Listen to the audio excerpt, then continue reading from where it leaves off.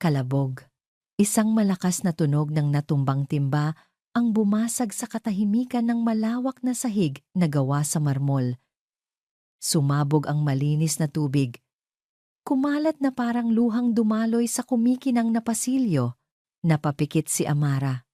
Naramdaman niya ang bawat patak ng malamig na tubig na tumalsik sa kanyang binti. Ano ka ba?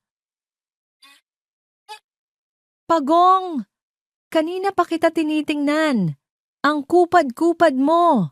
Ang matinis na boses ni Mayordoma Celia ay parang latigong humampas sa kanyang pandinig. Hindi man lang niya kailangang lumingon para makita ang nanlilisik na mga mata at ang pagnguso nito.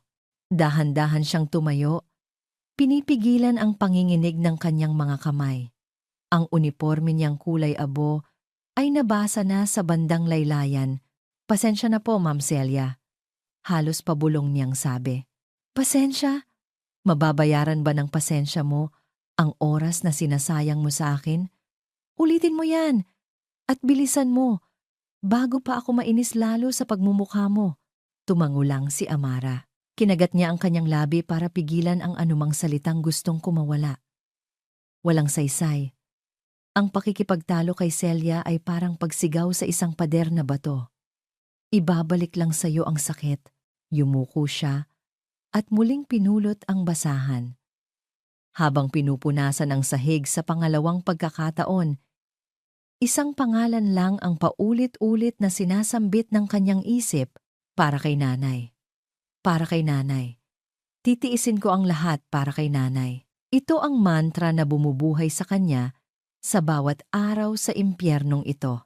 Nang sa wakas ay natapos siya, naghanap siya ng isang tahimik na sulok sa likod bahay, malapit sa mga halaman, kung saan hindi siya maririnig. Inilabas niya ang kanyang mumurahing cellphone na may lamat na ang screen. Nanginginig ang kanyang mga daliri habang tinatype ang numero ng ospital sa Batangas. Hello? Batangas General Hospital? Pwede ko po bang makausap ang nurse na naka-duty sa ward ni Lourdes Reyes? Pakiusap niya, halos ibinubulong ang mga salita.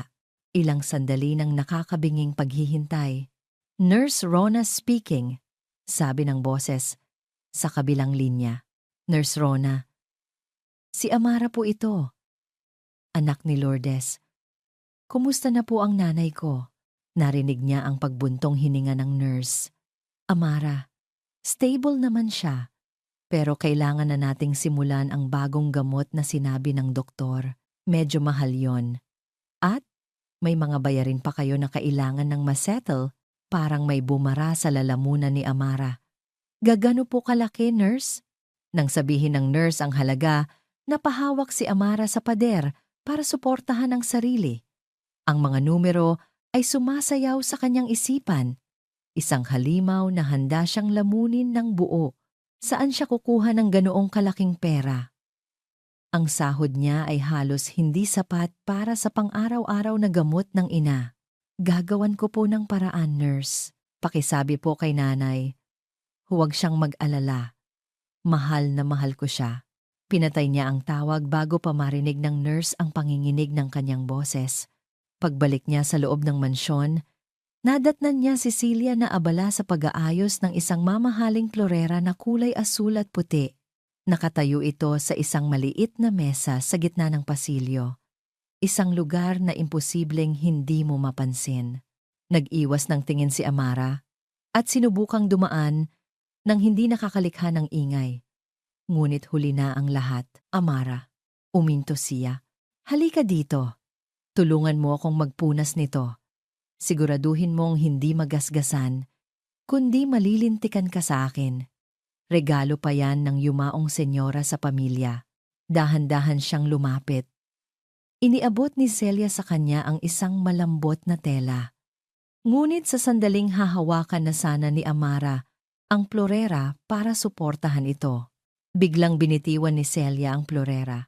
Isang nakakabinging tunog ng nabasag na porselana ang umalingaw-ngaw sa buong kabahayan. Napatitig si Amara sa mga piraso ng basag na plorera sa sahig. Ang kanyang puso ay tumigil sa pagtibok. Tingnan mo ang ginawa mo! Sigaw ni Celia. Puno ng pagkaartista ang boses. Wala kang kwenta. Alam mo ba kung gaano kamahal yan? Iresponsable ka. Hindi ko po, binitiwan niyo po. Subok ni Amara na ipagtanggol ang sarili. Sinungaling! Nakita ng dalawang mata ko kung paano nanginginig ang mga kamay mo. Ikaw ang nakabasag nito. Ibabawas ko yan sa sahod mo kahit 1 taon ka pang magtrabaho dito. Hindi mo yan mababayaran. Hindi na nakasagot si Amara. Tinalikuran siya ni Celia. Naglalakad palayo habang umiiling-iling na parang siya ang pinakainaapi sa buong mundo.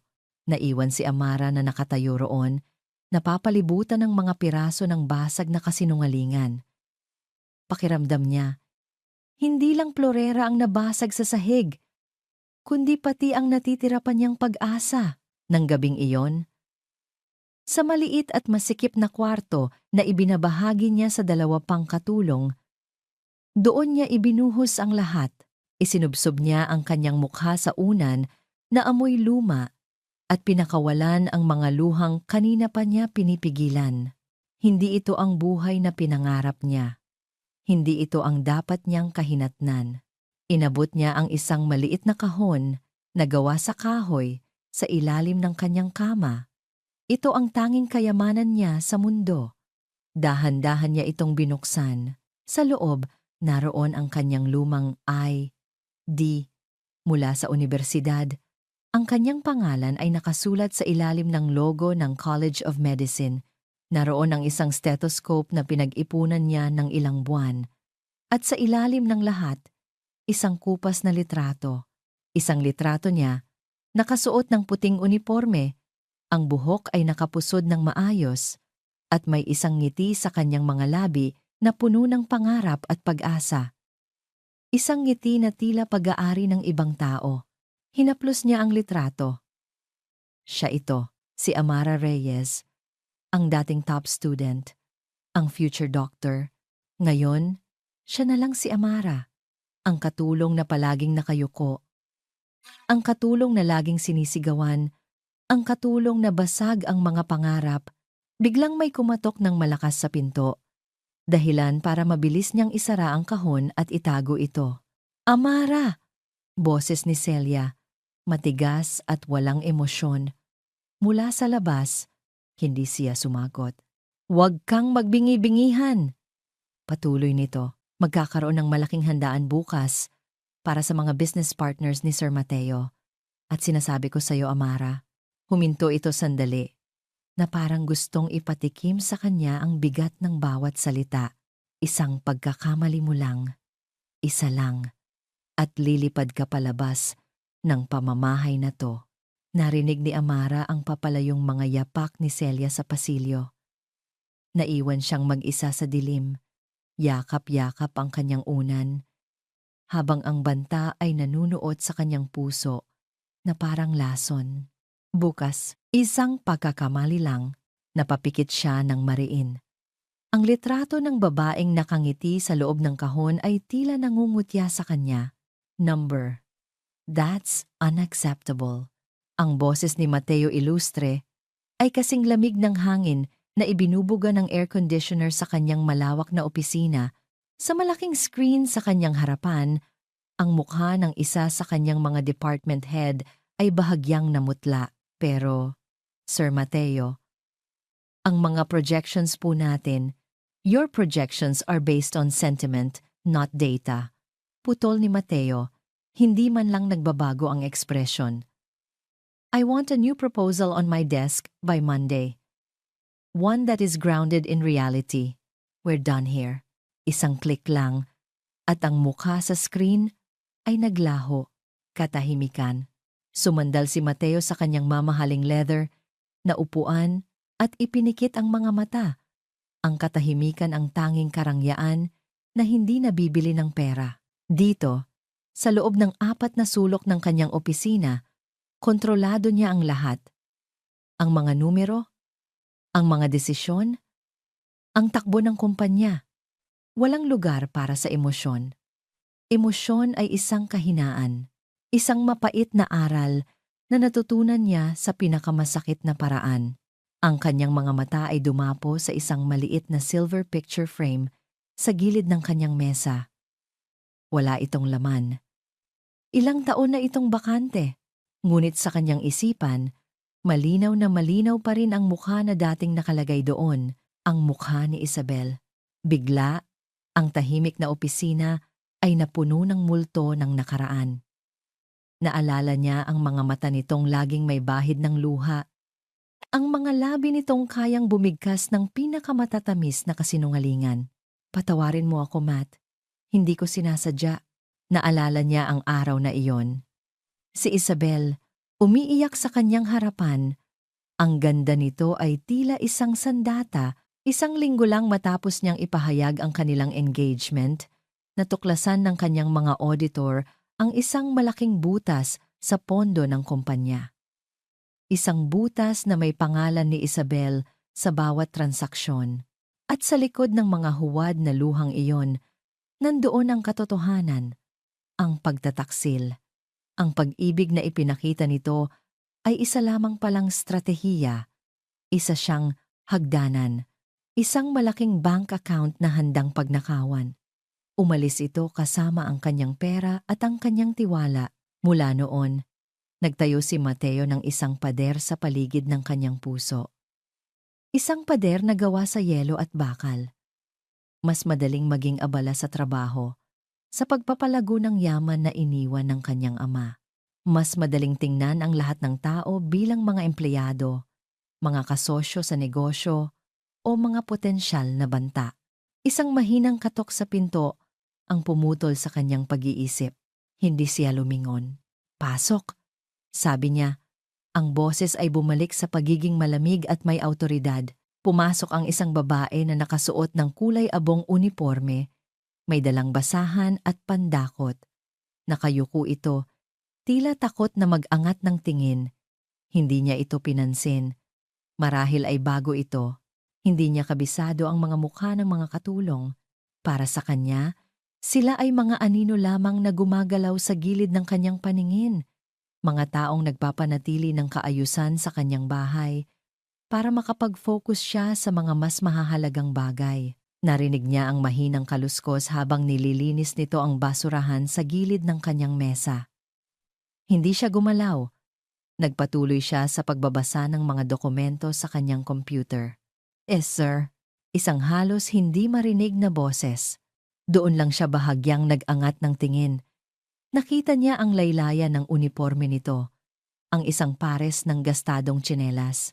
"Tapos na po akong maglinis sa opisina niyo, sir." "Okay," sagot niya. Ang mga mata ay bumalik na sa screen. "Iwan mo na lang dyan." Hindi niya nakita ang pagtango nito. Hindi niya nakita ang pag-alis nito. Naramdaman lang niya ang pagsara ng pinto at ang pagbabalik ng pamilyar na katahimikan. Maya-maya, tumayo siya at lumapit sa malaking bintanang salamin na tanaw ang malawak na hardin.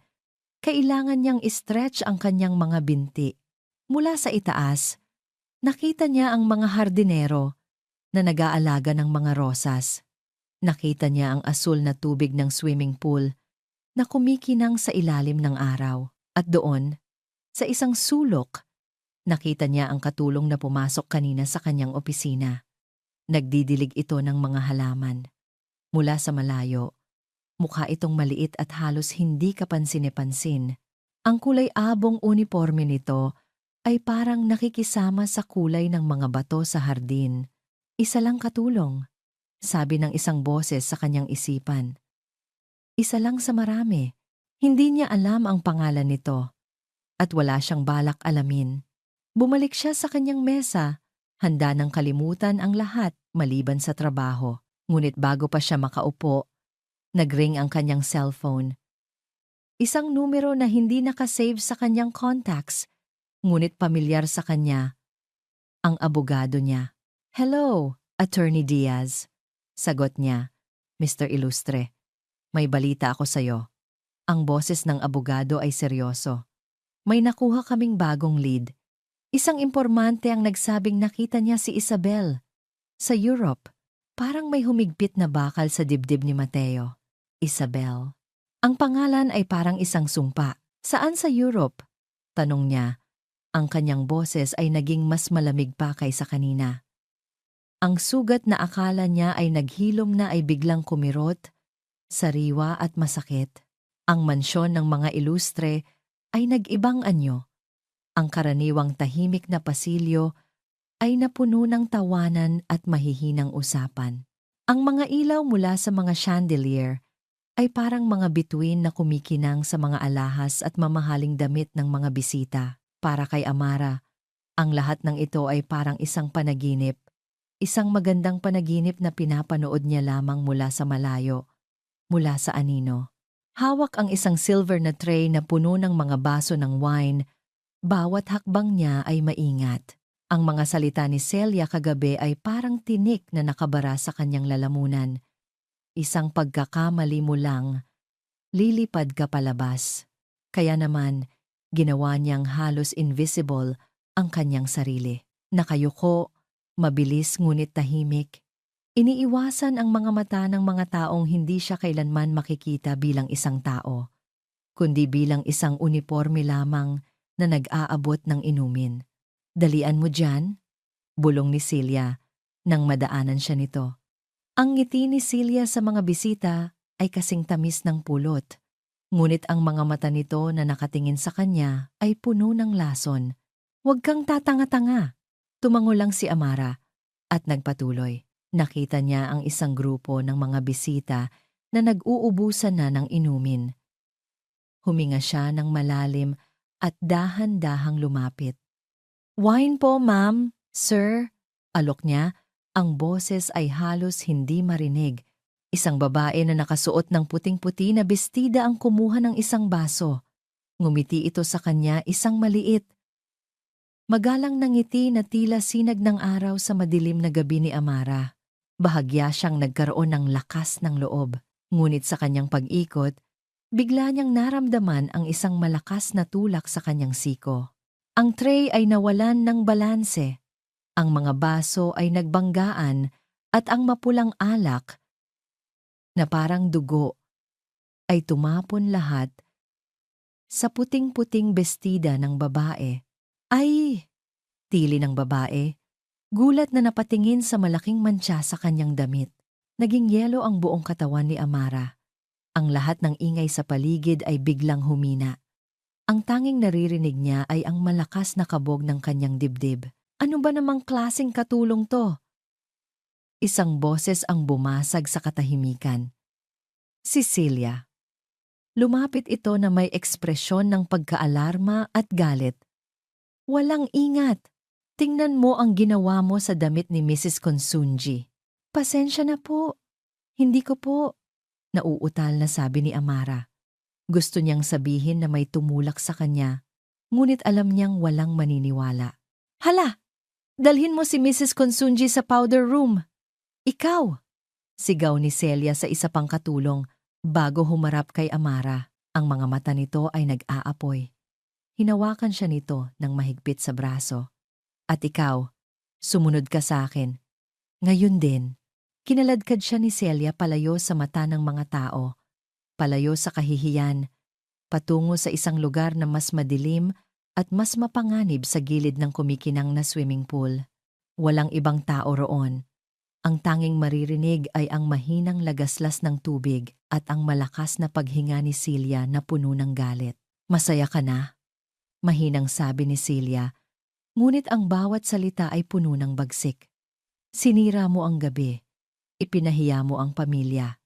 Ipinahiya mo ako. Ma'am Celia, hindi ko po sinasadya. May bumangga po sa akin. Pakiusap ni Amara. Ang mga luha ay nagsisimula ng mamuo sa kanyang mga mata. Tumawa si Celia. Isang tawang walang kagalakan. Palagi kang may dahilan, ano? Palagi kang biktima. Lumapit ito sa kanya. Ang mukha nito ay ilang pulgada na lang ang layo sa mukha niya. Alam mo, sawa na ako sa pagmumukha mo. Sawa na ako sa pagiging paawa mo. Hinawakan ni Amara ang sariling braso. Nanginginig sa takot. Panahon na para matuto ka ng leksyon, bulong ni Celia.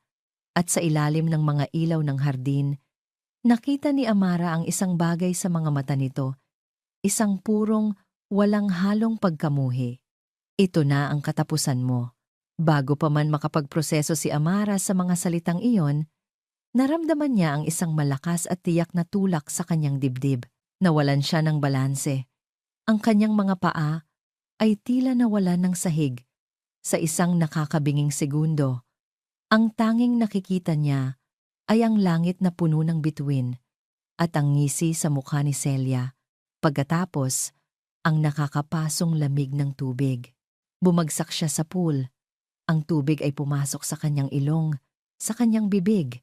Ang bigat ng kanyang basang uniforme ay humihila sa kanya pababa. Sinubukan niyang kumampay. Ngunit ang kanyang mga braso at binti ay tila hindi sumusunod. Hindi siya mahusay lumangoy. Gulat, takot, pagtatae. Nagsimulang magdilim ang kanyang paningin. Kailangan niya ng hangin. Kailangan niya ng tulong. Ang lahat ng kanyang pinag-aralan, ang lahat ng kanyang pagkatao bilang si Amara, ang katulong, ay biglang naglaho. Ang natira na lang ay ang instinct na mabuhay at mula sa kaibuturan ng kanyang baga, mula sa isang lugar sa kanyang nakaraan na matagal na niyang ibinaon. Isang salita ang kumawala. Isang salita na hindi Tagalog. Isang salita na natutunan niya para sa pangarap na hindi natupad. Ayuto. Isang malakas, desperadong sigaw. Ayuto. Sa itaas, sa balkonahin ng kanyang opisina, nakatayo si Mateo Ilustre. Umiinom ng brandy. Sinusubukang takasan ang ingay at ang mga peking ngiti sa ibaba. Ang isip niya ay nasa Europe pa rin, kasama ang multo ni Isabel. Narinig niya ang tilian. Narinig niya ang splash. Isa na namang drama sa party na isip niya. Ngunit ang pangalawang sigaw ang nagpatigil sa mundo niya. Aiuto, Italian. Ibinaling niya ang kanyang tingin sa pool. Nakita niya ang isang taong kumakampay, ang ulo ay lumulubog litaw. Isang katulong. Ang katulong na pumasok sa opisina niya kanina. Ang anino na hindi niya pinapansin. Ang baso ng brandy sa kanyang kamay ay biglang natigil. Ang kanyang utak ay pilit na pinoproseso ang imposibleng impormasyon. Isang katulong mula sa probinsya. Ang sumisigaw sa wikang Italian? Hindi. Imposible. Pero narinig niya. Malinaw na malinaw. Sa isang iglap, ang lahat ng pagod, ang lahat ng alaala ni Isabel ay naglaho. Pinalitan ito ng isang matinding pag-usisa na may halong hinala. Mabilis siyang tumalikod at halos takbuhin ang hagdanan pababa. Bago pa man may ibang makakilos, tumalon si Mateo sa gilid ng pool at inabot ang braso ni Amara. Sa isang malakas na hila, iniahon niya ito mula sa tubig. Umubo si Amara. Inilalabas ang tubig na nainom niya. Siya ay nanginginig, hindi lang dahil sa lamig, kundi dahil sa takot. Nang sa wakas ay nagkaroon siya ng lakas na mag-angat ng tingin. Ang mga mata ni Sir Mateo ang sumalubong sa kanya. Ang mga mata nito ay hindi nagpapakita ng awa o pag-aalala. Ang mga ito ay matalas, mapanuri, at puno ng isang tanong na hindi niya maintindihan. Lumuhod ito sa kanyang harapan. Hindi pinapansin ang mga basang damit nila o ang mga nagbubulungang bisita sa paligid. Tinitigan siya nito ng diretso sa mata. Ang mukha ay seryoso at walang emosyon. At sa isang boses na mahina ngunit malinaw, sa isang wikang alam niyang hindi dapat nito alam na alam niya, Chizay tu, sino ka? Dinala ni Mateo si Amara, na nanginginig pa rin at basa ang buong katawan, papasok sa mansyon. Ang mga bulungan ng mga bisita ay parang mga bubuyog na humuhuni sa kanilang likuran. Isang sulyap lang ang ibinigay niya kay Celia, isang sulyap na malamig at nagbababala bago niya kinaladkad si Amara, patungo sa isang lugar kung saan walang makakarinig sa kanila. Ang kanyang pribadong library. Isinara niya ang mabigat na pinto na gawa sa kahoy na nara. Biglang, Ang lahat ng ingay mula sa party ay naglaho. Ang tanging naririnig na lang ay ang mahinang pagtulo ng tubig mula sa damit ni Amara papunta sa mamahaling Persian rug. Kumuha si Mateo ng isang makapal na tuwalya mula sa isang cabinet at halos ihagis ito sa kanya. Magpunas ka. Ang boses niya ay walang bahid ng pag-aalala. Ito ay utos. Habang nanginginig na sinusunod ni Amara ang utos, umupo si Mateo sa kanyang leather na upuan sa likod ng malaking mesa. Pinag-cruise ang mga braso. Pinanood niya ito. Pinag-aralan niya ang bawat galaw. Ang nakayukong ulo. Ang nanginginig na mga balikat. Ang mukha na puno ng takot at pagkalito. Ang parehong mga inosenteng mata. Naisip ni Mateo. At isang mapait na lasa ang biglang kumalat sa kanyang bibig. Ang parehong itsura ng isang taong naapi. Ang itsura ni Isabel. Uulitin ko ang tanong ko. Sabi niya, ang boses ay matigas at walang emosyon. Sino ka? At bakit ka nagsasalita ng Italian? Nag-angat ng tingin si Amara. Ang mga mata ay namumugto. Amara Reyes po. Katulong niyo po. Huwag mo akong gawing tanga. Sabi ni Mateo. Ang kanyang boses ay bahagyang tumaas. Ang mga katulong ay hindi sumisigaw ng tulong sa wikang Italian kapag nalulunod sila. Napalunok si Amara. Nakita ni Mateo ang pag-aatubili sa mga mata nito.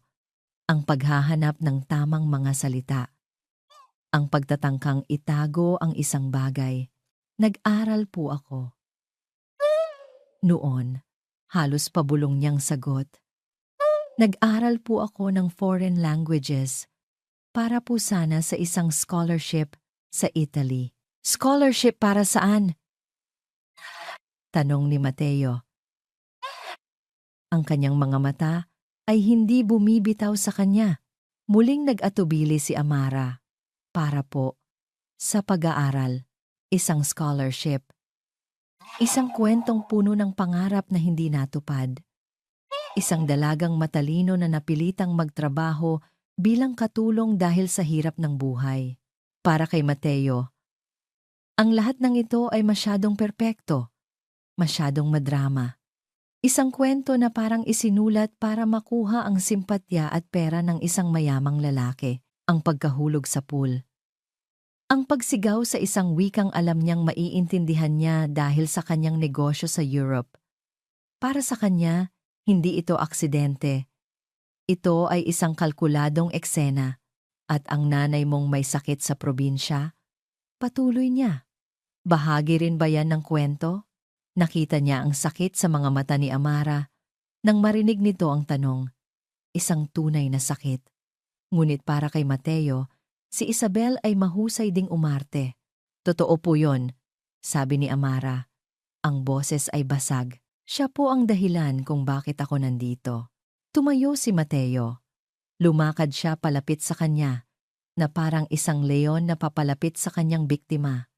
Huminto siya sa mismong harapan ni Amara, kaya napilitan itong tumingala sa kanya. Okay, sabi niya sa isang boses na biglang naging kalmado. Kung totoo man yan o hindi, hindi na mahalaga sa akin. Pumunta siya sa kanyang mesa, binuksan ang isang drawer at kumuha ng checkbook. Mabilis siyang nagsulat dito. Ang tunog lang ng kanyang ballpen ang maririnig sa silid. Pinunit niya ang tseke at iniabot ito kay Amara. Napatitig si Amara sa papel. Ang kanyang mga mata ay lumaki sa gulat. Ang halaga na nakasulat doon ay sapat para mabayaran ang lahat ng utang sa ospital at higit pa. Ano po ito? Tanong niya. Hindi makapaniwala. Bayad? Sagot ni Mateo. Ang mga mata ay malamig pa rin. Bayad para sa eksena mo ngayong gabi. At pambayad sa ospital ng nanay mo. Tanggapin mo na para matapos na ang palabas. Tumingin siya sa mga mata nito. Tandaan mo, Amara, sa bahay na ito, lahat ng bagay ay may presyo. Nakita niya ang pagbabago sa mukha ni Amara. Ang unang kislap ng pag-asa ay napalitan ng sakit at kahihiyan. May bahagi sa kanya na nakonsensya, ngunit mas malakas ang boses ng pag-iingat sa kanyang isipan. Kinuha ni Amara ang tseke gamit ang nanginginig na kamay. "Salamat po, sir," sabi niya.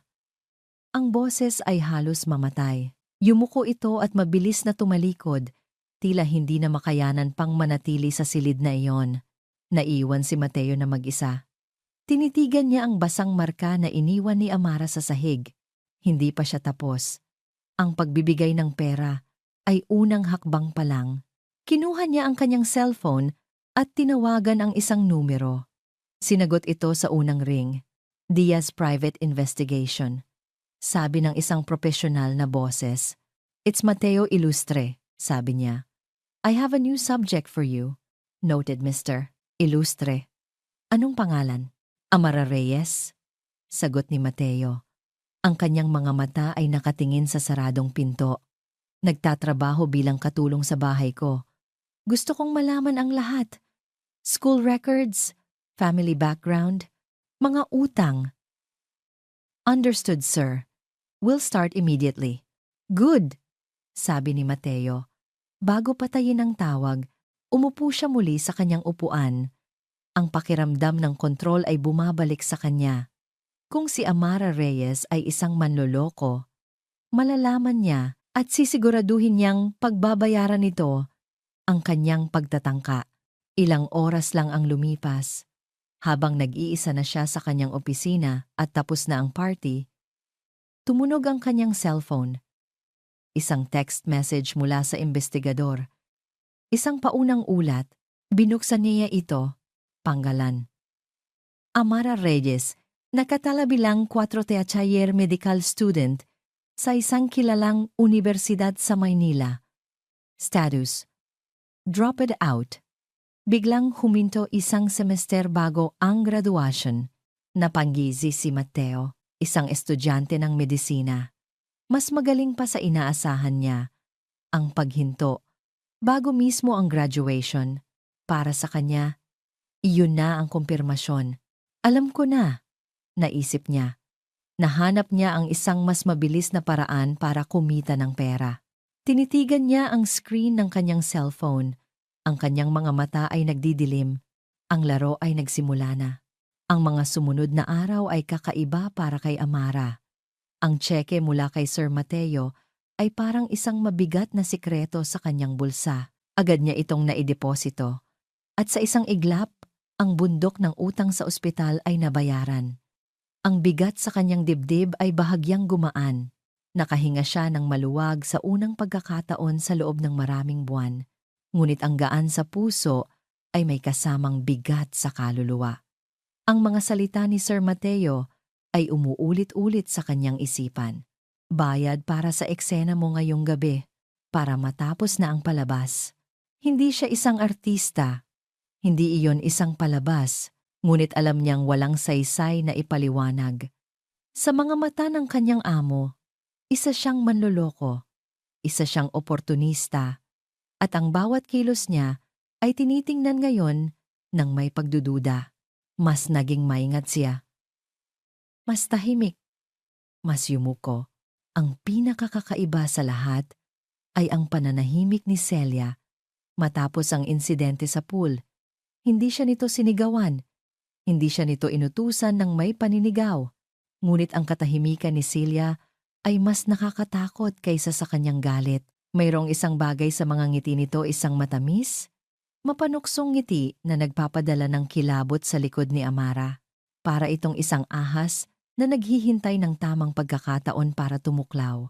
Isang umaga, habang si Amara ay abala sa pagdidilig ng mga halaman sa hardin, hindi niya namalayan ang isang anino na pumasok sa kanyang kwarto.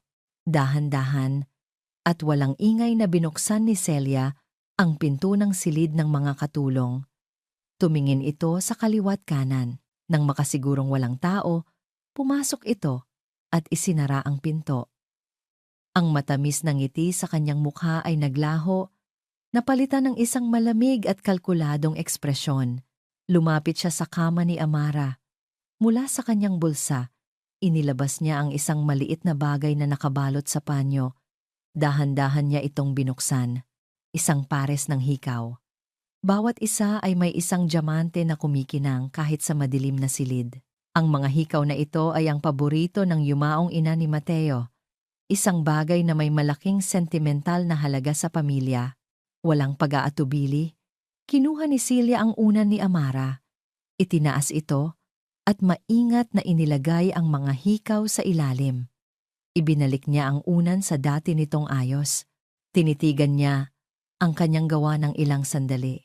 Isang ngisi ng tagumpay ang unti-unting sumilay sa kanyang mga labi.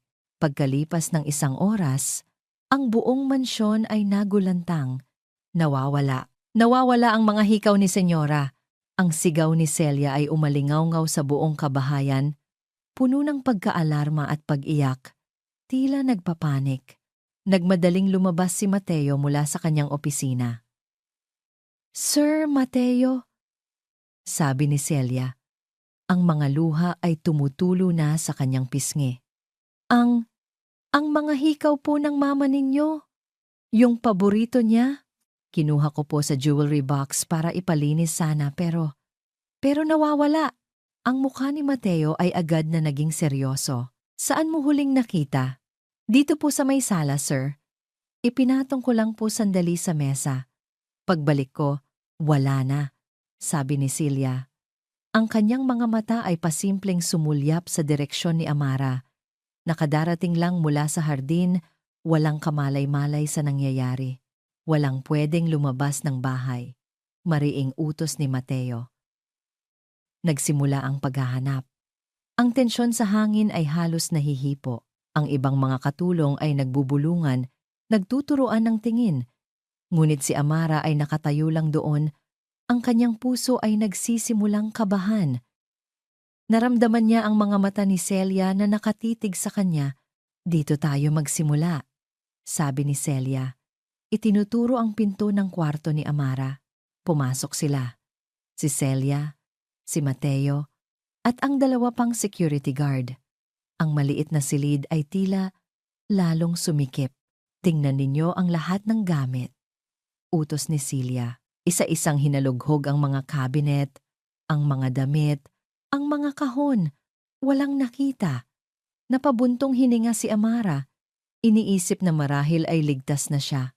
Ngunit pagkatapos, lumapit si Celia sa kanyang kama. "Dito sa ilalim ng kama?" tanong nito. Tila nagbibigay ng suhestiyon. "Tingnan ninyo," sabi ni Mateo. Ang kanyang boses ay walang emosyon. Isang guard ang yumuko. Kinapa ang ilalim ng kama. Wala. Nang akala ni Amara ay tapos na, tiningnan ni Celia ang unan. "Teka," sabi nito. "Bakit parang may bukol dito?" Bago pa man makapagsalita si Amara, mabilis na itinaas ni Celia ang unan. At doon, sa ibabaw ng lumang kutson, kumikinang sa ilalim ng liwanag ng bumbilya, ang isang pares ng diamanteng hikaw. Katahimikan, parang huminto ang pag-ikot ng mundo ni Amara. Napatitig siya sa mga hikaw, pagkatapos ay kay Celia, na ngayon ay nakatingin sa kanya ng may huwad na pagkagulat. "Amara, paano mo nagawa ito?" tanong ni Celia. Ang boses ay puno ng pagkadismaya. Hindi akin yan!" sigaw ni Amara. Ang kanyang boses ay nanginginig. "Hindi ko alam kung paano napunta yan dyan." "Maniwala po kayo." Tumingin siya kay Mateo. Ang kanyang mga mata ay puno ng desperasyon. Nagmamakaawa para sa isang kahit katiting na pagtitiwala.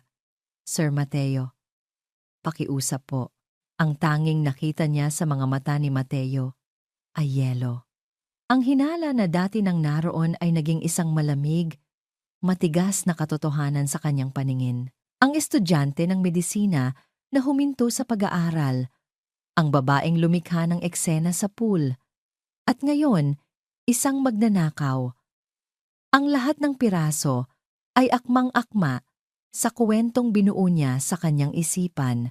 Kinuha ng guard ang mga hikaw. Ibinigay ito kay Celia, na tinanggap ito na parang isang tropeyo. Humarap si Mateo kay Amara. Ang kanyang mukha ay isang blankong maskara Ngunit ang kanyang mga mata ay puno ng pagkasuklam. May masasabi ka pa ba para sa sarili mo, Miss Reyes? Tanong niya. Ang bawat salita ay parang isang suntok.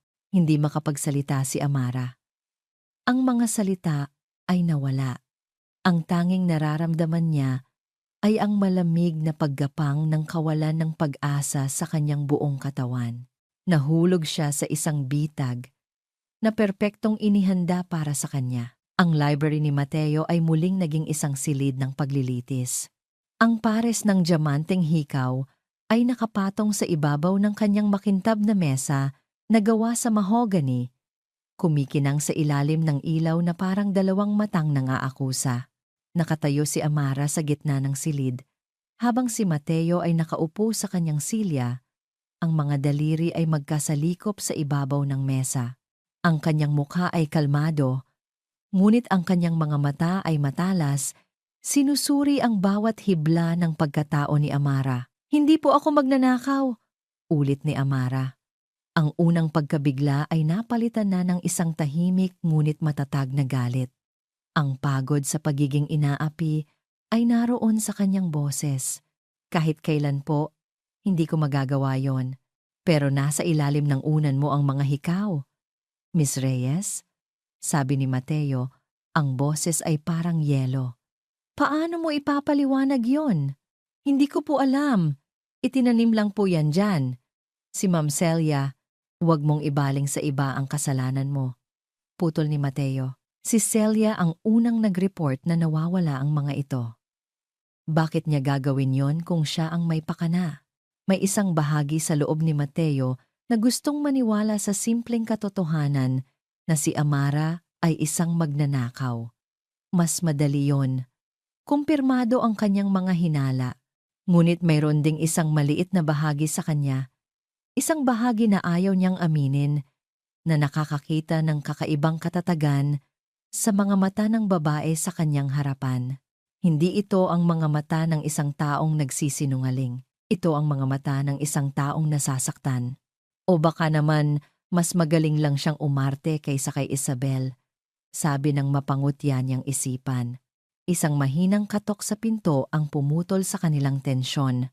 Sir Mateo, pasensya na po sa abala, sabi ni Manang Flora, ang pinakamatandang kasambahay sa mansyon. May dala itong tray na may isang baso ng tubig. Pinadadala lang po ni Ma'am Celia. Si Manang Flora ay isang babaeng halos hindi na nakikita sa mansyon, palaging nasa kusina, tahimik na gumagawa ng kanyang trabaho. Hindi ito palaimik. At mayroon itong isang uri ng lungkot sa kanyang mga mata na laging napapansin ni Mateo. Ilapag mo na lang dyan, sabi ni Mateo. Bahagyang naasar sa interrupsyon. Dahan-dahang lumapit si Manang Flora sa mesa. Habang inilalapag ang baso, aksidente niyang nabitawan ang basahan na dala niya. Mabilis niya itong pinulot. Sa mabilis na galaw na iyon, may isang maliit na piraso ng nakatuping papel na naiwan malapit sa kamay ni Mateo. Hindi ito pinansin ni Manang Flora. Pasensya na po ulit, sir, sabi nito, yumuko, at mabilis na umalis ng silid. Isinasara ang pinto sa likuran niya. Hindi ito napansin ni Amara, na masyadong abala sa pagpigil sa sariling mga luha. Ngunit nakita ito ni Mateo. Ang galaw ay masyadong mabilis, masyadong sinadya para maging isang aksidente. Sinulyapan niya ang papel. Gamit ang isang daliri, maingat niyang itinulak ito palapit sa kanya, tinatakpan ng kanyang kabilang kamay. Tumingin siya kay Amara, na nakatayo pa rin doon na parang isang estatwa na naghihintay ng hatol. Maghintay ka sa labas! Utos niya. Ang boses ay mas matigas kaysa kanina. Pero, sinabi kong, maghintay ka sa labas. Walang pagpipilian si Amara. Ang kanyang mga balikat ay bumagsak sa pagkatalo. Dahan-dahan siyang tumalikod at lumabas ng library. Ang bigat ng buong mundo ay tila pasan niya. Nang marinig ni Mateo ang pag-click ng pinto, doon lang niya kinuha ang papel. Binuksan niya ito. 3 salita lang ang nakasulat. Gamit ang nanginginig na sulat kamay, CCTV. West Wing, West Wing, West Wing, West Wing. Kumunot ang noo ni Mateo. West Wing. Ang pasilyo patungo sa mga kwarto ng mga katulong. Alam niyang may CCTV doon. Ngunit alam din ng lahat ng kasambahay na sira na ito ng ilang taon. Iyon ang laging sinasabi ni Celia tuwing may nagtatanong. Isang blind spot. Ngunit alam ni Mateo ang katotohanan. Ang CCTV sa West Wing ay hindi sira. Siya mismo ang nagpa-upgrade ng buong security system. 1 taon na ang nakalipas. Isang bagay na hindi niya sinabi kahit kanino, kahit kay Celia, para sa karagdagang seguridad. Isang malamig na pakiramdam ang gumapang sa kanyang likuran. Mabilis niyang binuksan ang kanyang laptop at pinasok ang security system ng mansyon. Sa ilang pag-click, nahanap niya ang archive ng footage para sa West Wing. Pinili niya ang petsa at oras kaninang umaga. Pinindot niya ang play. Sa una, wala siyang nakita, kundi isang tahimik na pasilyo. Pagkatapos, mula sa gilid ng screen, lumitaw si Celia. Tumingin ito sa kaliwat kanan, ang mukha ay alerto, tila sinisigurong walang nakakakita. Nang makampante, dahan-dahan itong pumasok sa kwarto ni Amara. Wala pang 1 minuto. Lumabas na ito, isinara ang pinto ng walang ingay, at naglakad palayo na parang walang nangyari, walang sinabi, walang tunog. Ngunit ang tahimik na video na iyon ay mas malakas pa sa anumang sigaw ng pag-amin. Isang malamig na galit ang gumapang sa kalooban ni Mateo. Hindi ito galit para kay Amara. Ito ay galit dahil niloko siya. Ginamit siya ni Celia. Ginawa siyang tanga sa sarili niyang pamamahay. Ang tiwala niya, na napakahirap ng ibigay, ay muling niyurakan. Pinatay niya ang laptop at huminga ng malalim. Pinapakalma ang sarili. Celia, sabi niya sa intercom sa kanyang mesa. Ang boses niya ay mapanganib na kalmado. Pumunta ka sa library. Ngayon din. Ilang sandali lang, pumasok si Celia na may ngiti sa labi. Isang ngiti ng inaasahang tagumpay. Sir, may problema po ba? Nakausap niyo na po ba ang magnanakaw? Hindi sumagot si Mateo. Itinuro lang niya ang upuan sa tapat niya. Umupo si Celia. Ang ngiti ay hindi pa rin nawawala. Puno ng kumpiyansa. Ikinot ni Mateo ang kanyang laptop at ipinihit ang screen paharap kay Celia. Pinindot niya muli ang play. Unti-unting naglaho ang ngiti sa mukha ni Celia habang pinapanood ang sarili sa screen. Ang kulay ng kanyang mukha ay naging kasing puti ng pader.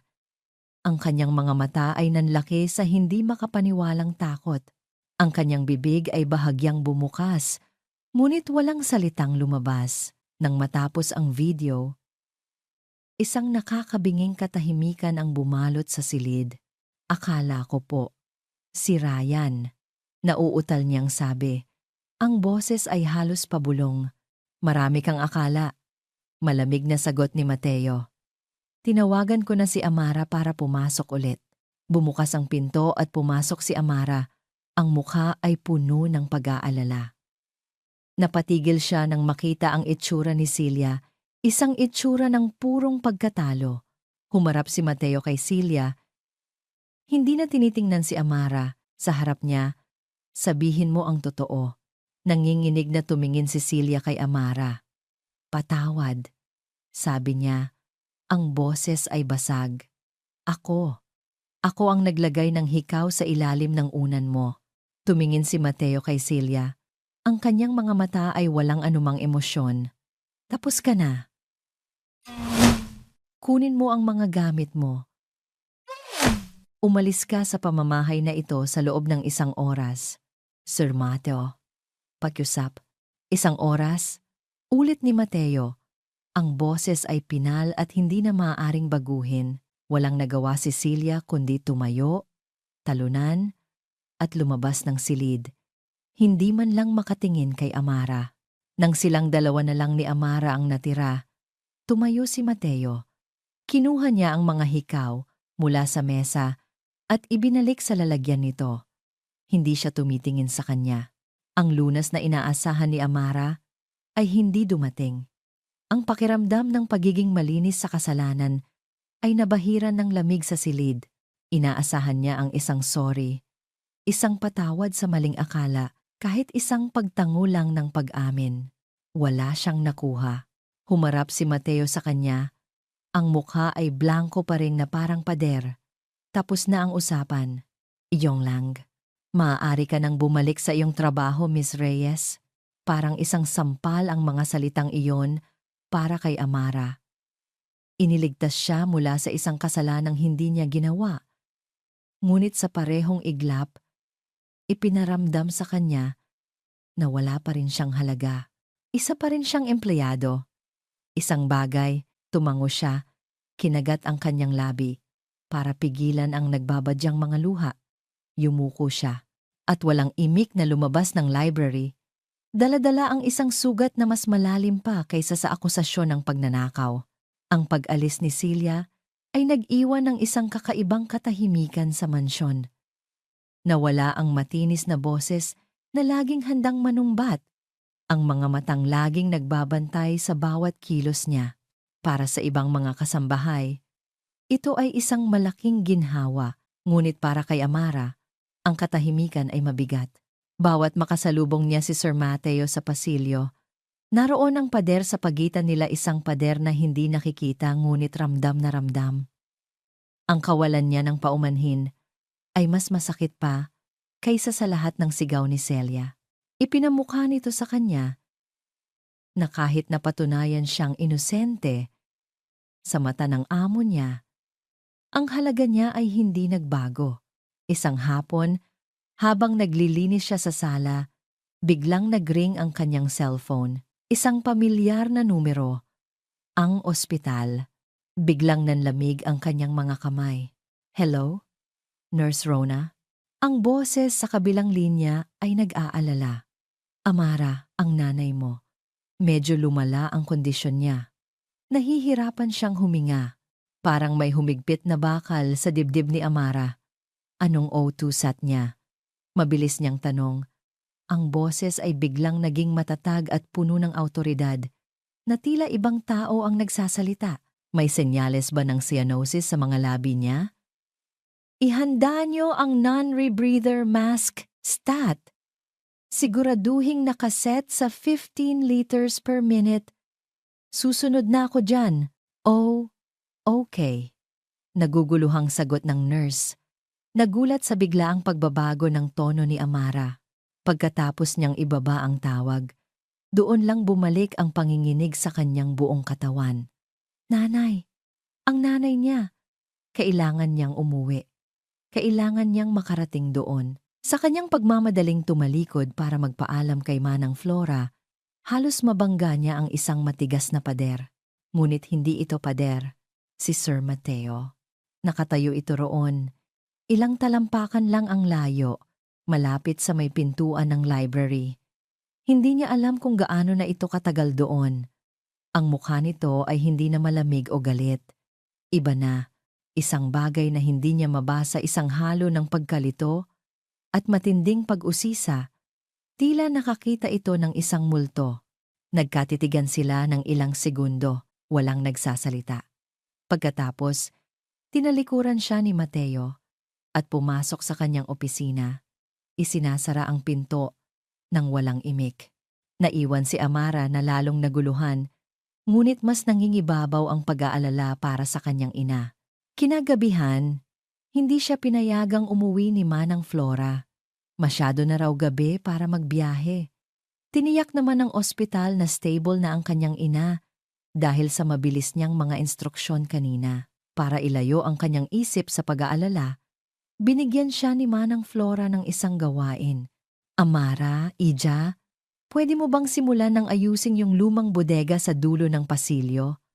Mga gamit pa ni Celia ang nandoon. Kailangan nang ilabas para maipadala sa kanya, pakiusap nito. Pumayag si Amara. Ang pagiging abala ay mas mabuti kaysa sa pag-iisip.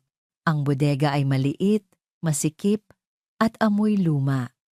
Puno ito ng mga kahon na naipon sa loob ng maraming taon. Maalikabok ang paligid habang inaayos niya ang mga kahon.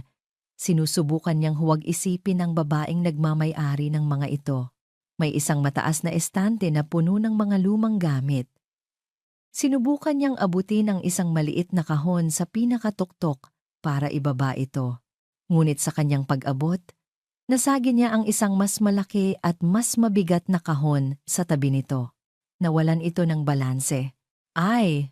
Mabilis siyang umatras, habang ang kahon ay bumagsak sa sahig na may malakas na kalabog. Ang takip nito ay bumukas at kumalat ang laman mga lumang album, mga papel at iba't ibang gamit. Napabuntong hininga si Amara. Isa-isa niyang pinulot ang mga nagkalat na gamit. Isang lumang litrato ang nakakuha ng kanyang atensyon. Nakaharap ito sa sahig. Kinuha niya ito at itinayo, at parang huminto ang tibok ng kanyang puso. Ang litrato ay luma na, ang mga kulay ay medyo kupas na. Nakatayo roon ang isang mas batang bersyon ni Celia, nakangiti ng malapad, iba sa mga ngiting nakita niya rito. Ngunit hindi si Celia ang nagpatigil sa kanyang paghinga. Ito ang lalaking katabi ni Celia. Ang braso ay nakaakbay dito. Ang lalaking iyon. Ang buhok, ang panga, ang mga mata ng kanyang ama. Si Ricardo Reyes. Walang duda, napatitig siya sa litrato. Ang kanyang utak ay pilit na pinoproseso ang imposibleng nakikita. Paano? Bakit magkasama sa isang lumang litrato si Celia at ang kanyang ama? Mukha silang masaya. Mukha silang malapit sa isa't isa. 1,000 tanong ang biglang sumabog sa kanyang isipan. Ang lahat ng galit ni Celia sa kanya, hindi kaya. Hindi kaya mas malalim ang dahilan. Hindi kaya personal ito. Habang hawak niya ang litrato, nanginginig. Isang anino ang biglang tumakip sa liwanag mula sa pintuan. Ano yan? Isang pamilyar na boses. Malamig at puno ng bagsik. Dahan-dahang nag-angat ng tingin si Amara. Nakatayo sa pintuan si Celia. Hindi nag-iisa. May kasama itong guard. At may dala itong isa pang kahon. Tila bumalik ito para kunin ang mga natitira pa niyang gamit. Ang pekeng ngiti at maamong mukha na laging ipinapakita ni Celia sa iba ay wala na. Ang nakatingin sa kanya ngayon ay ang tunay na Celia, puno ng galit. Puno ng pagkamuhi. Nakita ni Celia ang hawak ni Amara. Ang mga mata nito ay nanlaki sandali sa pagkagulat, bago ito naging dalawang nanlilisik na patalim. Sumitsit ito, isang tunog na parang sa ahas. Nakita mo na pala. Ang hangin sa loob ng bodega ay biglang naging mabigat at mahirap hingahan. Hinigpitan ni Amara ang hawak sa lumang litrato, na tila doon siya kumukuha ng lakas. Ano? Anong ibig sabihin nito? Tanong niya. Ang boses ay nanginginig. Isang mapait na tawa ang kumawala sa mga labi ni Celia. Itinulak niya ang guard na kasama niya. Maghintay ka sa labas. Utos niya. Nang makaalis ang guard, humakbang si Celia papasok sa bodega. Ang mga mata ay parang dalawang nagbabagang uling. Hindi mo ba nahuhulaan? Sabi niya. Ang boses ay puno ng kinikimkim na galit. Pinsan ko ang walang hiya mong ama. Pinsan ko! Napaurong si Amara. Ang pagsigaw ni Celia ay umalingaw-ngaw sa maliit na espasyo. Ang lalaking yan, sabi ni Celia. Dinuduro ang litrato. Kinuha niya ang lahat sa akin. Ang perang pinag-ipunan ko ng maraming taon. Nangako siya ng malaking negosyo, ng magandang kinabukasan. At ako namang tanga. Naniwala. Ibinigay ko ang lahat. At anong ginawa niya? Tinakbuhan niya ako. Iniwan niya akong baon sa utang at kahihiyan. Ang bawat salita ay parang isang suntok na tumatama sa dibdib ni Amara. Kaya pala. Ito pala ang ugat ng lahat. Kaya nang malaman kong anak ka niya.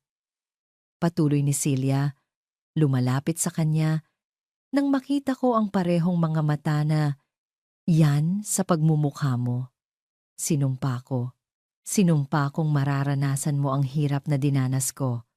Babawiin ko sa'yo ang lahat ng kinuha ng ama mo sa akin. Hinawakan ni Celia ng mahigpit ang braso ni Amara. Pero hindi pa ako tapos. Isang masamang ngiti ang sumilay sa mga labi ni Celia. Ang pag-alis ko sa pamamahay na ito? Akala mo ba talo na ako? Hindi. Bahagi lang yan, ngang. Bago pa man makapalag si Amara, kinaladkad na siya ni Celia, palabas ng bodega, palabas sa pasilyo, patungo sa isang direksyon na alam niya, patungo sa library ni Sir Mateo. Bumukas ang pinto. Nakaupo si Mateo sa kanyang mesa, nagbabasa ng mga dokumento. Nag-angat siya ng tingin. Ang mukha ay nagulat. Nang makita silang dalawa, "Anong ginagawa mo dito, Celia?" Tanong niya. Ang boses ay malamig. "Sir Mateo," sigaw ni Celia, at sa isang iglap, ang kanyang itsura ay nagbago. Ang galit ay napalitan ng pag-iyak. Binitiwan niya si Amara at lumuhod sa sahig. "Sir Mateo, patawarin niyo po ako. Kailangan niyo pong malaman ang katotohanan." "Tumayo ka dyan," sabi ni Mateo. Ngunit hindi siya pinansin ni Celia. "Hindi po si Amara ang may kasalanan ng lahat," humagulgol si Celia. "Inutusan lang po siya. Biktima lang din po siya." Napatitig si Amara. Hindi makapaniwala sa eksenang nasasaksihan. "Anong laro na naman ito? Anong ibig mong sabihin?" tanong ni Mateo. Ang kanyang atensyon ay natuon na kay Celia. "Ang ama niya po, sir. Si Ricardo. Siya po ang may plano ng lahat," sabi ni Celia. Inilabas ang isang bagay mula sa kanyang bulsa. "Pinilit niya akong gawin ang lahat ng ito. Pinilit niya akong itanim ang hikaw para ma-frame si Amara. Para magalit kayo sa kanya. Para kaawaan niyo siya. Para mas malaki ang makuha niyang pera mula sa inyo." Ibinagsak ni Celia sa mesa ang isang maliit na bungkos ng mga lumang papel na tinalian ng lastiko. Mga sulat. "Ito po, sir. Mga sulat ni Ricardo sa anak niya. Basahin niyo po. Nakuha ko po yan sa mga gamit niya." Nanginginig na kinuha ni Mateo ang mga sulat. Binuksan niya ang isa. Ang papel ay luma. Ang sulat kamay ay mukhang pamilyar. Nakita ni Amara ang pagbabago sa mukha ni Mateo habang nagbabasa ito. Ang kanyang mga mata ay naniningkit. Ang kanyang panga ay tumitigas. "Hindi totoo yan!" sigaw ni Amara. "Nagsisinungaling siya." "Sir Mateo, wag po kayong maniwala." Ngunit parang hindi siya naririnig ni Mateo. Kinuha nito ang isa pang sulat. "Anak!" Basa ni Mateo ng malakas. Ang boses ay walang emosyon. "Galingan mo ang pag-arte mo. Kailangan mong makuha ang tiwala ng Mateo Ilustre na yan. Siya ang sagot sa lahat ng problema natin. Kapag nakuha mo na ang loob niya, mas madali na nating mababawi ang para sa atin." "Hindi," sigaw ni Amara. Ang mga luha ay tumutulo na sa kanyang mga mata. "Hindi sulat ng tatay ko yan. Pakana niya lang yan lahat." Tumingin si Mateo mula sa sulat patungo sa kanya. Ang tingin na iyon, ito ay ang tingin ng isang taong nakumpirma na ang pinakamatindi niyang kinatatakutan. Ang tingin ng isang taong muling naloko. Ang tingin ng pagkasuklam. Lahat ng piraso ay nag-ugnay-ugnay na sa isipan ni Mateo. Ang medical student na biglang huminto. Ang eksena sa pool. Ang pag-arte. At ngayon, ang mga sulat na ito. Ang motibo. Ang plano. Tiniklop niya ang sulat. "Sir Mateo, pakiusap." Pagmamakaawa ni Amara. Ang kanyang boses ay basag na. Humarap si Mateo sa kanya.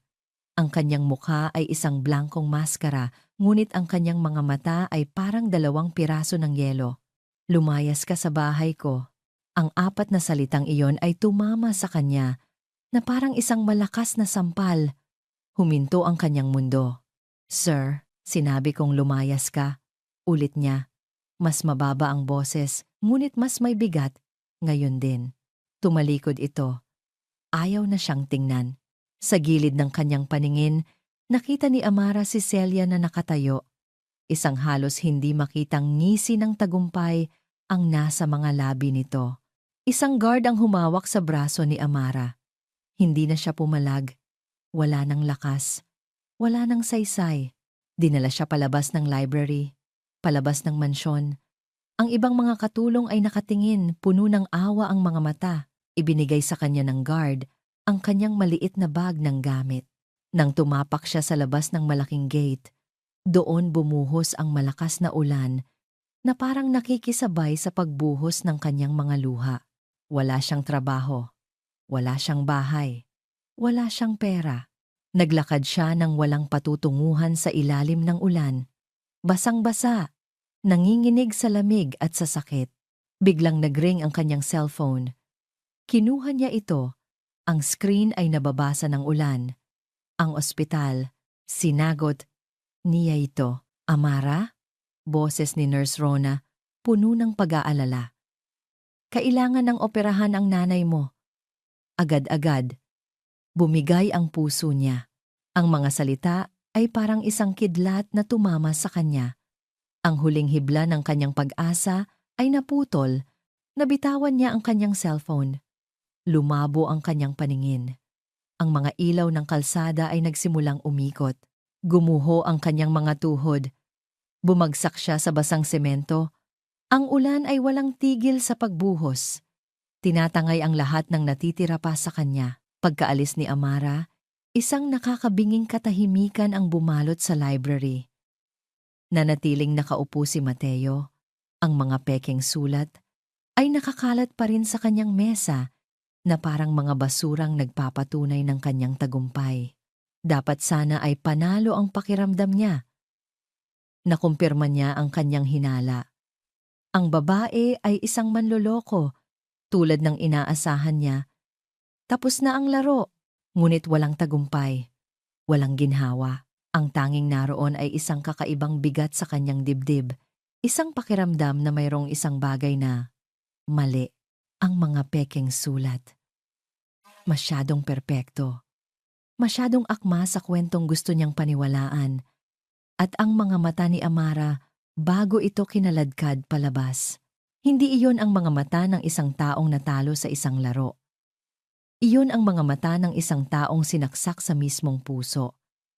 Puno ng purong, hindi ka pani-paniwalang sakit. Hindi siya makatulog ng gabing iyon. Sa tuwing ipipikit niya ang kanyang mga mata, ang nakikita niya ay ang mukha ni Amara sa ilalim ng ulan. Ang basang-basa nitong buhok, ang unipormeng dumidikit sa katawan, at ang mga matang iyon, walang buhay, nawalan ng lahat ng pag-asa. Bumangon siya. Lumapit siya sa bintana at tumingin sa madilim na hardin. Pakiusap. Ang huling pakiusap nito ay umalingaw-ngaw sa kanyang isipan. Hindi siya maaaring magkamali. Ang ebidensya ay malinaw, ngunit bakit pakiramdam niya ay siya ang kontrabida? Kinabukasan, hindi siya pumasok sa opisina. Nagkulong siya sa library. Sinusubukang magtrabaho, ngunit ang imahe ni Amara ay hindi siya tinitigilan. Ang pagdududa, na minsan na niyang naging sandata, ngayon ay unti-unti siyang nilalason. Hindi na niya natiis. Mayroong isang paraan para malaman, isang paraan para mapatahimik ang konsensya niya ng tuluyan. Kailangan niyang patunayan sa kanyang sarili, sa huling pagkakataon, na tama siya. Kinuha niya ang susi ng kanyang sasakyan. Walang sinabihan, basta na lang siya umalis. Nagmaneho siya. Palabas ng Forbes Park, palabas ng Maynila, patungo sa South, patungo sa Batangas. Ang biyahe ay mahaba. Habang papalayo siya sa syudad, papalitan ang mga matataas na gusali ng mga puno at bukirin. Ang hangin ay nag-iiba, at sa bawat kilometrong nilalakbay niya, lalong bumibigat ang kanyang pakiramdam. Nakarating siya sa isang maliit na bayan. Ang address na nakuha ng kanyang investigador ay nagturo sa kanya sa isang eskinita na masikip at maputik, malayo sa mundo na kanyang ginagalawan.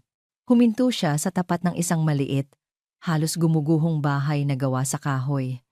Ito ba ang tahanan ng isang taong may planong mangikil ng milyon-milyon? Lumabas siya ng sasakyan. Agad na napunta sa kanya ang atensyon ng mga tao. Ang kanyang mamahaling sasakyan ay parang isang spaceship na lumapag sa gitna ng kanilang simpleng pamumuhay. Nagtanong-tanong siya. Sa isang maliit na sari-sari store, isang matandang babae ang nakausap niya. Reyes? Oo, kilala ko ang mga yan, sabi ng matanda habang tinitingnan siya mula ulo hanggang paa. Si Lourdes at si Amara. At yung asawa niyang walang kwenta. Si Ricardo. Ricardo Reyes? Tanong ni Mateo. Naku, iho! Bumuntong hininga ang matanda. Sakit lang sa ulo ang lalaking yan. Laging nasasangkot sa kung ano-anong gulo. Sugarol. Laging may utang. Isang araw, hindi na lang nagpakita. Iniwan niya ang mag-ina na baon sa utang. Parang may tumusok sa puso ni Mateo.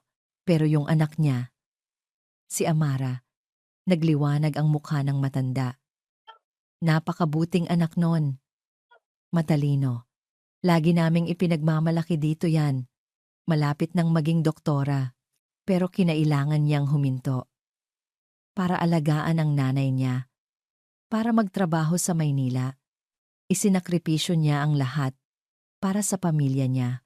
Isinakripisyo ang lahat. Ang mga salitang iyon ay tumatak sa isipan ni Mateo. May kilala po ba kayong kamag-anak nila dito? Si Celia po, kumunot ang noo ng matanda. Celia? Yung pinsan ni Ricardo. Matagal na naming hindi nakikita yon. Mata pobre yon eh. Lumipat sa Maynila, umasenso raw. May utang nga raw sa kanya si Ricardo. Pero ang alam ko, may alam dyan, yung tiyuhin nila, si Mang Cesar. Nakatira lang dyan sa may kanto. Sinundan ni Mateo ang direksyon. Nahanap niya si Mang Cesar, isang matandang lalaki na naninigarilyo sa harap ng kanyang bahay. Sa una, ayaw nitong magsalita. Ngunit nang magpakilala si Mateo at ipinaliwanag na may kinalaman ito kay Amara, bumukas ito. Si Celia, sabi ni Mang Cesar, isang mapait na ngiti ang nasa kanyang mga labi. Huwag kang maniniwala sa mga drama ng babaeng yan. Oo, pinautang niya si Ricardo. Pero alam mo ba kung para saan? Tumingin ito sa kanya. Para sa isang ilegal na pasugalan. Kasosyo sila. Akala nila, yayaman sila agad, pumalpak, nalugi. At mula noon, si Ricardo na lang ang sinisisi niya. Pera lang ang mahalaga sa babaeng yan. Para kay Mateo, ang mga salita ni Mang Cesar ay parang isang malakas na kulog na yumanig sa kanyang buong pagkatao. Kasosyo, ilegal na pasugalan, pera lang ang mahalaga, hindi biktima si Celia. Isa siyang sakim na taong nabigo, at si Amara. Si Amara ang pinagbuntunan niya ng lahat. Ang mga pekeng sulat, ang perpektong pak-arte, ang lahat ay kasinungalingan. Biglang bumalik sa kanyang alaala ang lahat. Ang sigaw ni Amara sa wikang Italian, ang kaalaman niya sa medisina, ang pagsasakripisyo, ang sakit sa mga mata nito, totoo ang lahat. At siya, sa kanyang kayabangan at kawalan ng tiwala, ay sinira ang babaeng iyon. Diyos ko, bulong niya sa sarili. Anong nagawa ko? Hindi na siya nagpaalam. Tumakbo siya pabalik sa kanyang sasakyan. Kailangan niyang mahanap si Amara. Kailangan niyang itama ang kanyang pagkakamali.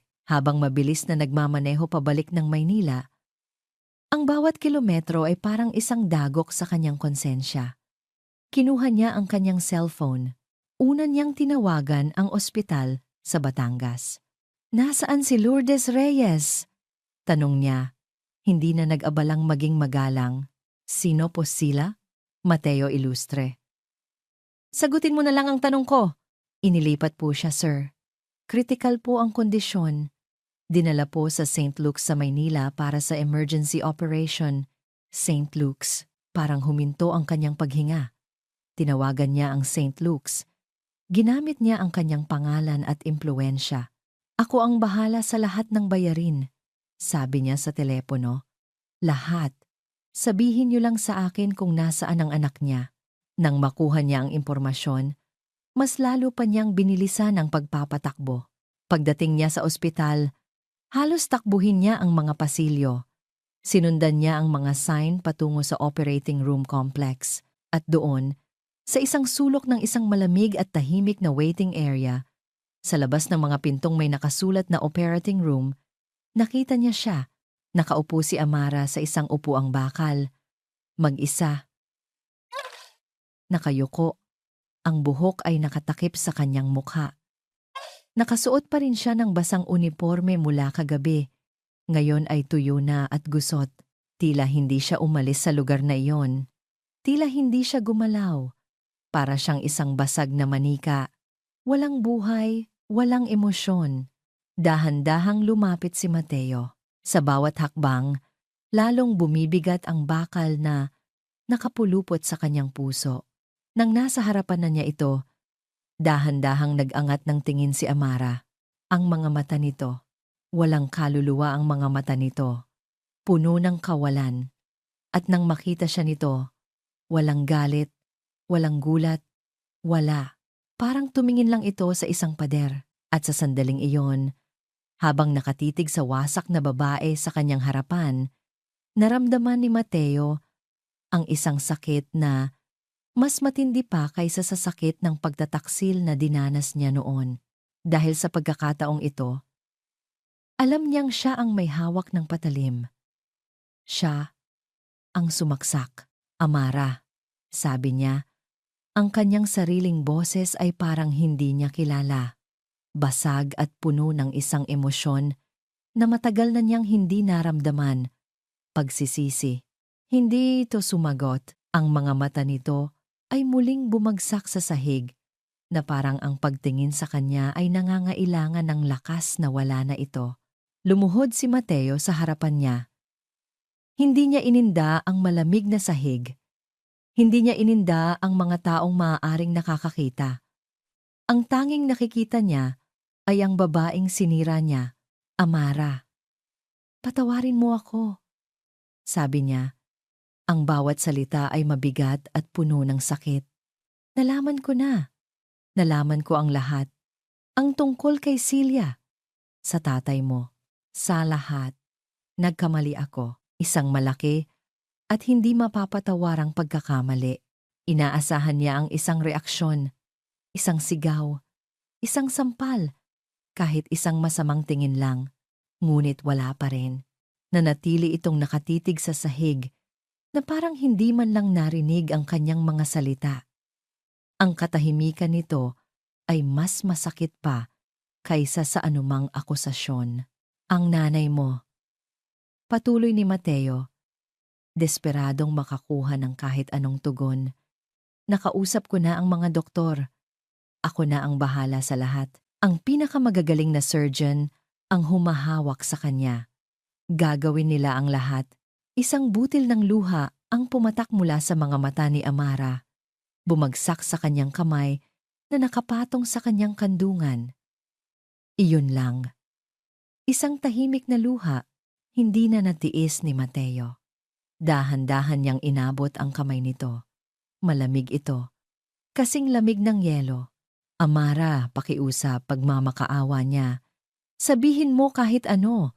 Sigawan mo ako. Saktan mo ako. Wag lang ganito. Dahan-dahan. Napakabagal bumaling ang ulo nito sa kanya. Ang walang buhay na mga mata nito ay muling tumitig sa kanya. Para saan pa? Bulong nito, ang boses ay tuyo at walang emosyon. Tapos na. Pagkatapos ay tumayo ito, hinila ang kamay mula sa pagkakahawak niya at naglakad palayo. Hindi papalabas. Naglakad lang ito papunta sa kabilang dulo ng waiting area. Umupo sa pinakamalayong upuan at muling yumuko. Itinayo nito ang pader. Ang parehong pader na itinayo niya sa paligid ng kanyang puso. Ngayon, siya naman ang nasa labas. Desperadong gustong pumasok. Naiwan si Mateo na nakaluhod sa sahig. Mag-isa, ang pinakamayamang lalaki sa silid, ang pinakamakapangyarihan. Ngunit sa sandaling iyon, naramdaman niya ang pagiging pinakamahirap dahil ang tanging bagay na gusto niya sa buong mundo, ang kapatawaran mula sa mga matang iyon, ay isang bagay na alam niyang hindi mabibili ng kanyang pera. Lumipas ang mga oras na parang mga patak ng yelo, mabagal, malamig at tahimik. Nanatili si Mateo sa waiting area, hindi umaalis sa kanyang pwesto. Sa kabilang dulo, nanatili si Amara, isang estatwa ng kalungkutan.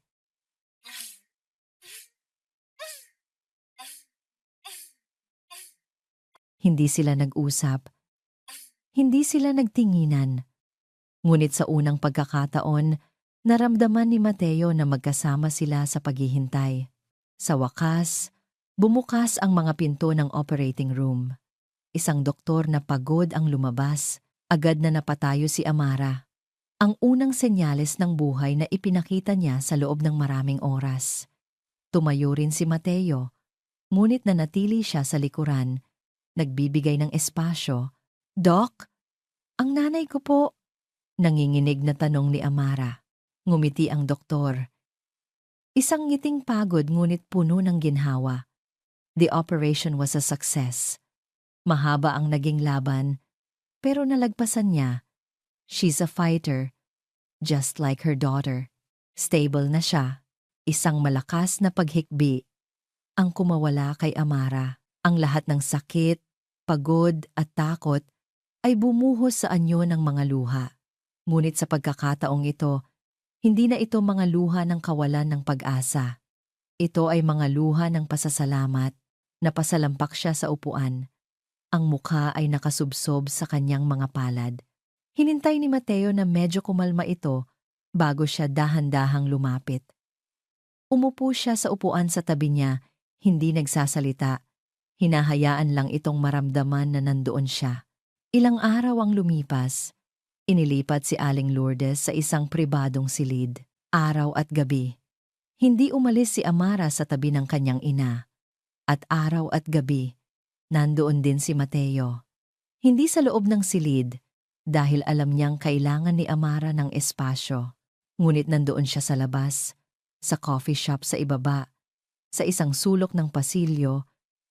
Tinitiyak na lahat ng kailangan nila ay naibibigay. Tinitiyak na ang pinakamagagaling na doktor ang nag-aasikaso sa kanila. Isang hapon, habang natutulog si Aling Lourdes, lumabas si Amara para kumuha ng tubig. Nakita niya si Mateo na nakatayo malapit sa bintana. Nakatingin sa labas. Mukha itong pagod. Ang dating laging plansadong damit ay medyo gusot na. Mayroon ng bahagyang tubo ng balbas sa kanyang panga. Sa unang pagkakataon, hindi na pader ang nakita ni Amara. Nakita niya ang isang tao.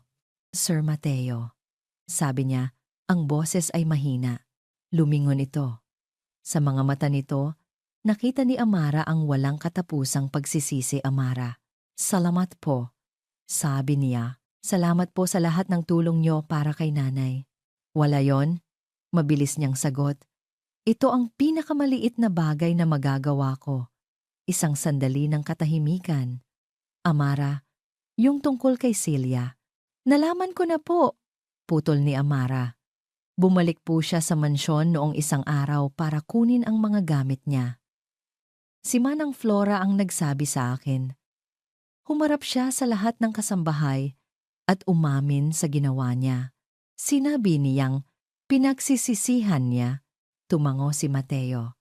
Siya ang nag-utos niyon. Hindi bilang parusa, kundi bilang paraan para linisin ang pangalan ni Amara sa harap ng lahat. At tungkol sa mga sulat, pag-amin ni Mateo, pekeng lahat yon. Pinagawa ko sa isang handwriting expert. Kinopya niya lang ang sulat ng ama mo mula sa mga lumang dokumento. Isang desperadong pagtatangka para patunayan sa sarili kong tama ako. Tumingin si Amara sa sahig. Ang lahat ng sakit ay bumalik, ngunit hindi na kasing tindi ng dati. "Alam ko pong hindi sapat ang salitang sorry," sabi ni Mateo, Ang boses ay basag.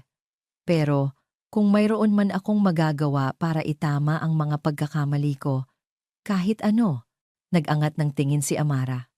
Tinitigan niya ito ng diretsyo sa mga mata. Mayroon po, ilang buwan ang mabilis na lumipas. Si Amara Reyes ay muling tumuntong sa kanyang dating unibersidad. Ngunit ngayon, hindi na siya isang estudyanteng nag-aalala sa pambayad ng matrikula. Isa siyang scholar, ang tatanggap ng kauna-unahang Doña Elena Ilustre Medical Scholarship, isang programang itinayo ni Mateo bilang parangal sa kanyang yumaong ina na palaging naniniwala sa kapangyarihan ng edukasyon. Hindi ito isang regalo. Hindi ito isang bayad pinsala. Ito ay isang pagkilala. Isang pagkilala sa kanyang talino, sa kanyang pangarap, at sa kanyang halaga. Tinanggap niya ito, hindi para kay Mateo, kundi para sa kanyang sarili, para sa batang babaeng nasa lumang litrato na minsan nang nangangarap maging isang doktora. Isang hapon, pagkatapos ng kanyang klase, naglalakad si Amara sa pasilyo ng ospital, suot ang kanyang puting uniforme. Ang kanyang stethoscope ay nakasabit sa kanyang leeg. Ang bawat hakbang niya ay puno ng kumpiyansa at layunin.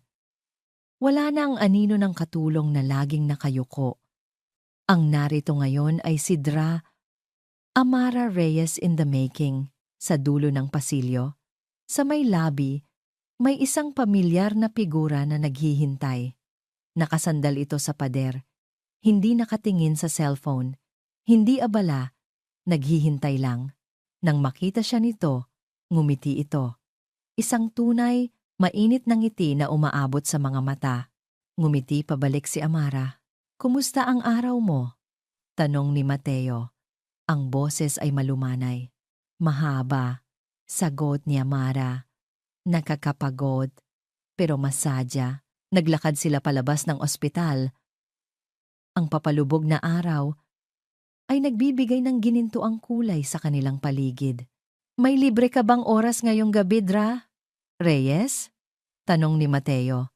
May bahid ng pagbibiro sa kanyang boses. Huminto si Amara at humarap sa kanya. Tinitigan niya ang lalaking naging dahilan ng kanyang pinakamatinding sakit, ngunit siya ring naging daan para muli niyang buuin ang kanyang mga pangarap. Ang pagpapatawad ay hindi naging madali. Isa itong proseso, ngunit sa paglipas ng mga araw, naunawaan niya na ang pagpapatawad ay hindi para sa kanya. Ito ay para sa sarili niya.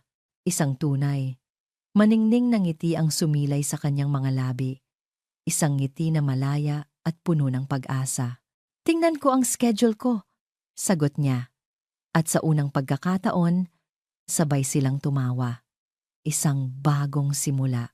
At dito nagtatapos ang makulay na kwento ng pag-ibig at pagbangon ni Amara at Mateo mula sa kaibuturan ng aming puso.